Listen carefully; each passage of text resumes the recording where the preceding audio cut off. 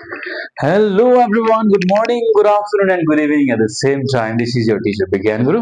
Let's continue today.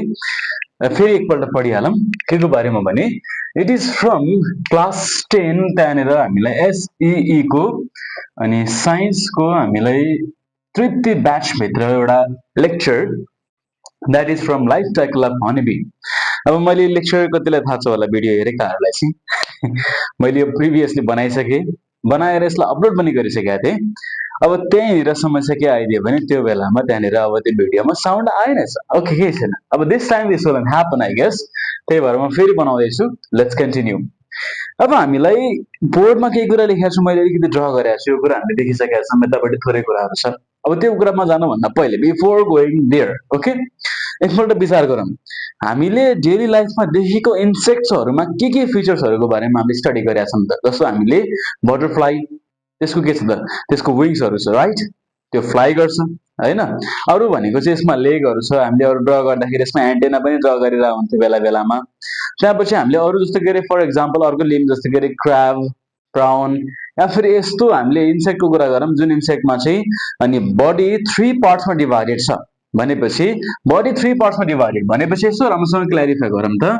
एउटा के छ त पार्ट हामीलाई हेड छ, अर्को भनेको चाहिँ thorax, the last one is abdomen. यसरी छ है त, यसरी बडी 3 पार्ट्समा डिभाइडेड छ। अब यस्तो हामीले इन्सेक्ट्सहरूमा हेऱ्यौँ भने उनीहरूमा एउटा कुरा के हुन्छ, they are very similar to each other because हामीले क्लासिफिकेसन अफ लिभिङ बिङ्समा के पढिसक्यौँ, बडी 3 पार्ट्समा डिभाइड हुने अर्गेनिजम्स या फिर क्रिएचर्सहरू हामीले फाइलम कुनमा राख्छौँ भनेको थियौँ जी। यसमा फाइलम, यसमा चाहिँ हाम्रो यो आर्थ्रोपोडामा आउँछ भनेर हामीले यसको बारेमा डिस्कसन गरेका छौँ, राइट। यो फाइलम आर्थ्रोपोडा, ओके। अब यो जुन फाइलम आर्थ्रोपोडाको कुरा छ, यसमा चाहिँ फाइलम आर्थ्रोपोडामा किन आउँछ त भन्दाखेरि there are some basic features, basic tips. त्यो आइडियाजहरू के छ भने those basic ideas are they have compound eyes. पहिलो कुरो भनेपछि यहाँ ठुलो देखाएको रहेछ कम्पाउन्ड आइज रहेछ। कम्पाउन्ड आइजको फिचर के हुन्छ, the feature of compound eyes is that उनीहरूले टाउको रोटेट गर्न पर्दैन, they can observe 360 without even rotating their head, यस्तो एउटा प्रपर्टी भयो। अनि त्यसपछि अर्को फिचर भनेको चाहिँ अर्को उनीहरूसँग they have pair of antenna, and the major feature in them is they have pair of jointed legs. Guys jointed legs है, फेरि जोइन्टेड भनेको यहाँ हेर्नुहोस् त, खुट्टाहरूमा पनि joint joint joint joint segment सेगमेन्टको लेग्सहरू छ नि त, that's why they have pair of jointed legs.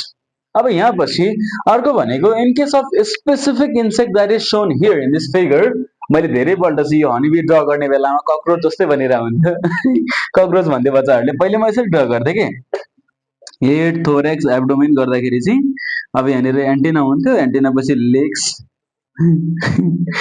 यस्तो गर्दाखेरि हामीले अनि त्यहाँपछि विङ्स गर्यो भने अब के हुन्छ, यो एक्ज्याक्टली कक्रोच देखिँदो रहेछ। बच्चाहरूले त मलाई पहिले भन्यो, पछि गएर थाहा भयो लौ न यो कक्रोच बनाएछ मैले भनेर चाहिँ। तर केही छैन, यसो हेर्दाखेरि एन्ट जस्तो देखिरहेको छ, अहिले फेरि नयाँ नयाँ बनाउँछ बेला बेलामा।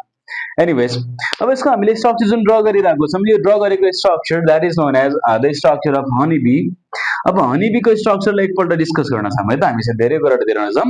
हनीबीलाई साइन्टिफिक नेम चाहिँ एपिस मेलिफेरा पनि दिएर हुन्छ, त्यही भएर कहिलेकाहीँ चाहिँ अब द प्रोसेस या फेरि द स्टडी अफ हनीबी होइन के अरे त्यो, अनि यो द स्टडी अफ हनीबी, हनीबीसँग रिलेटेड कुराहरूको बारेमा स्टडी गर्यो भने एपिकोलोजी या फेरि मेलिटोलोजी यो पनि डिफाइन गरिरहेको हुन्छ हामीलाई।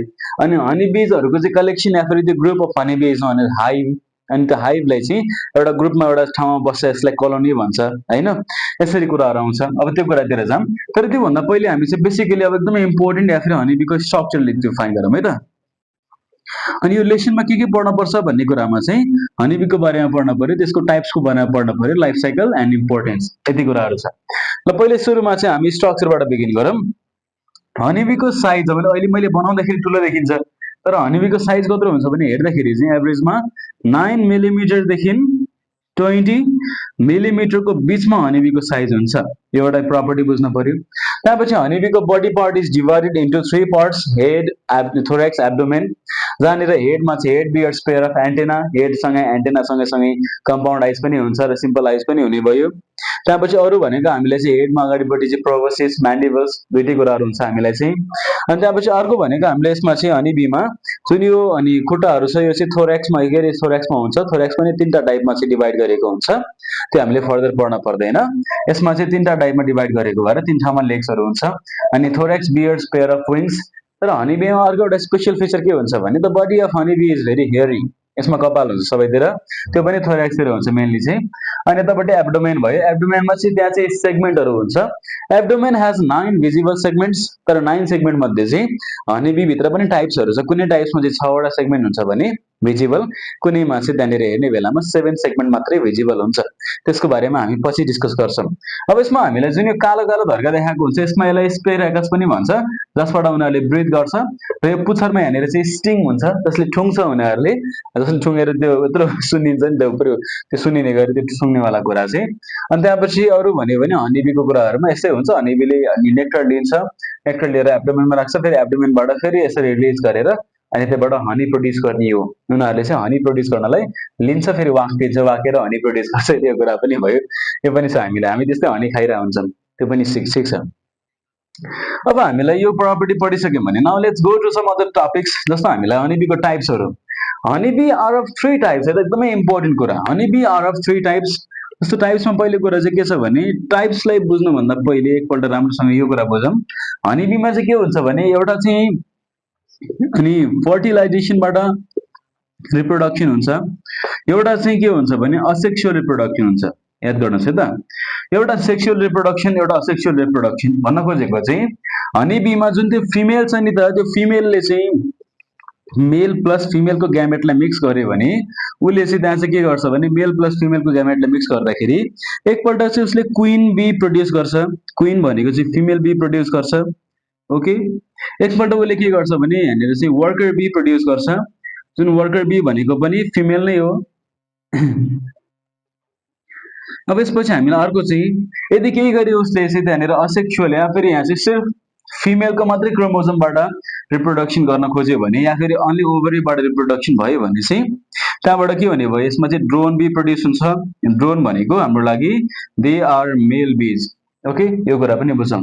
अब हामीलाई मेल फिमेल यसरी रिप्रेजेन्ट गरिसकेपछि क्रोमोजोमको नम्बर हेरौँ। जस्तो यसमा कति हुन्छ भने 16 एन क्रोमोजोम हुन्छ, या फेरि 16 पेयर्स अफ क्रोमोजोम हुन्छ। यसमा चाहिँ कन्फ्युजन होला। 16 पेयर्स अफ क्रोमोजोम हुन्छ, 16 पेयर्स अफ क्रोमोजोम हुन्छ भनेपछि यहाँनिर 16 क्रोमोजोम मात्रै हुने भयो। यो पनि कुरा बुझिहाल्यौँ हामीले। अनि यहाँनिर जुन यो फर्टिलाइजेसनको प्रोसेस छ यो त ठिकै छ, सेक्सुअल रिप्रोडक्सन भयो। तर यहाँनिर asexual reproduction from where males are produced is known as, यसलाई भन्छ पार्थेनोजेनेसिस, ओके। यो कुरा पनि बुझौँ गाइज। पार्थेनोजेनेसिस भनेको चाहिँ इट इज असेक्सुअल रिप्रोडक्सन जसमा के हुन्छ त सिर्फ मेलको कन्टेन्ट सिर्फ यसमा के छ 16 क्रोमोजोम मात्रै भेटिन्छ। एन्ड दोज अनि organisms are known as drones, जसमा यो प्रोडक्सनमा आउँछ यिनीहरू चाहिँ, या फेरि त्यो process is known as parthenogenesis process, okay. ल हामीले यति कुरा पढिसक्यौँ भने these are some basic properties, basic features that we need to know for examination. यहाँबाट हामीले एक्जाममा क्वेसन आउँछ। अब त्यसपछि यति कुरा बुझिसक्यौँ भने हामीलाई फर्टिलाइजेसनको बारेमा थाहा छ, यसमा सेक्सुअल रिप्रोडक्सन भित्र पार्थेनोजेनेसिसको बारेमा थाहा छ, अनि ड्रोन अनि क्वीन र वर्करको बारेमा थाहा छ भने now let's discuss about their feature. जस्तो हामीले क्वीनको कुरा गर्दाखेरि एउटा हाइभमा या फेरि एउटा कोलोनीमा चाहिँ एउटा मात्रै क्वीन हुन्छ, एकपल्टमा एउटा मात्रै हुन पनि पर्छ। त्यसपछि वर्करको हेरौँ भने अबाउट 60,000 वर्कर बीजहरू हुन्छ है त, अबाउट। यसको मिनिङ ठ्याक्कै होइन, योभन्दा धेरै पनि हुन सक्छ। अनि एउटा हाइभमा एउटा कोलोनीमा चाहिँ अबाउट 100 ड्रोन बीजहरू हुन्छ, त्यो पनि यसको प्रपर्टी भयो। अब यसमा चाहिँ हामीले फङ्सन हेर्यौँ भने क्वीनको फङ्सन भनेको चाहिँ it's function is to lay eggs. त्यसपछि अर्को के हुन्छ भने क्वीनले चाहिँ फेरोमोन हर्मोन प्रोड्युस गर्छ। अब यो फेरोमोन हर्मोनले के गर्छ भने फेरोमोन हर्मोनले चाहिँ यो जम्मै बीजहरूलाई अट्र्याक्ट गर्ने भएको भएर बीजहरूलाई एक ठाउँमा ग्यादर गरेर चाहिँ एउटा कोलोनी फर्म गर्न हेल्प गर्छ। अर्को कुरो फेरोमोन हर्मोनले चाहिँ यतापट्टि भएको जुन वर्कर बी छ, वर्कर बीलाई चाहिँ स्टेराइल बनाउन हेल्प गर्छ। भन्नाले चाहिँ उनीहरूलाई स्टेराइल फिल गराउँछ, या फेरि उनीहरू स्टेराइल भन्छ हामीले है त। यसलाई चाहिँ के भन्छ भने यसलाई चाहिँ स्टेराइल भन्दैन, यो चाहिँ ठिक छ भन्छ, यसमा चाहिँ यो चाहिँ फर्टाइल भन्छ हामीले है त। यो फर्टाइल, त्यसपछि यो पनि फर्टाइल, तर यो चाहिँ स्टेराइल भन्छौँ। स्टेराइल किन भन्छौँ भने त्यो स्टेराइल हुन्छ भनेर पढाइन्छ, तर इनफ्याक्ट त्यो स्टेराइल हुनुको सट्टामा चाहिँ वर्कर बीजहरू चाहिँ क्वीनको फेरोमोन हर्मोनले गर्दा चाहिँ त्यहाँनिर स्टेराइल फिल गराउँछ उनीहरूलाई, स्टेराइल फिल हुन्छ उनीहरूलाई, जसले गर्दा दे विल नट अन्डरगो रिप्रोडक्सन, उनीहरूलाई अन्डर पार्दैन या फेरि उनीहरूले केही पनि रिप्रोडक्सनमा टेक पार्ट गर्दैन। उनीहरू चाहिँ जस्ट फोस्टर मदर ग्रुपमा चाहिँ they will take care of everything. यसको बारेमा म वर्क डिभिजनमा पनि पछि पढाउँछु। सो हामीलाई यहाँनिर हेर्ने बेलामा चाहिँ यसको फङ्सन भनेको ले एग्स गर्ने, त्यसपछि हाइभलाई कन्ट्रोल गर्ने अनि एन्ड कन्ट्रोल्स द हाइभ है त।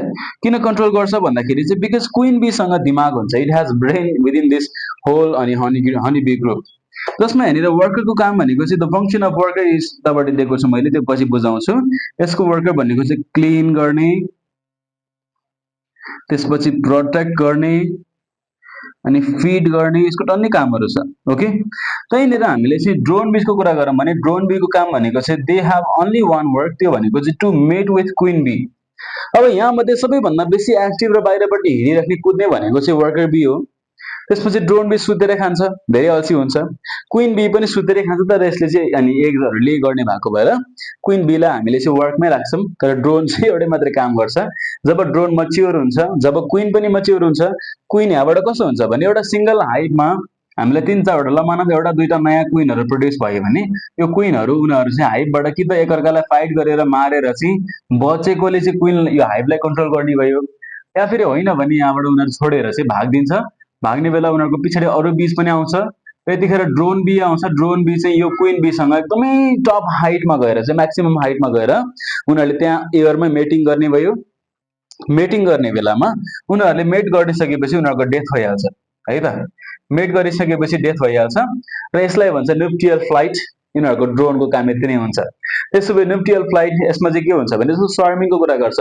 स्वार्मिङ भनेको चाहिँ बीजहरू एक ठाउँबाट छोडेर स्वाट अर्को ठाउँ पुग्ने एउटा प्रोसेस।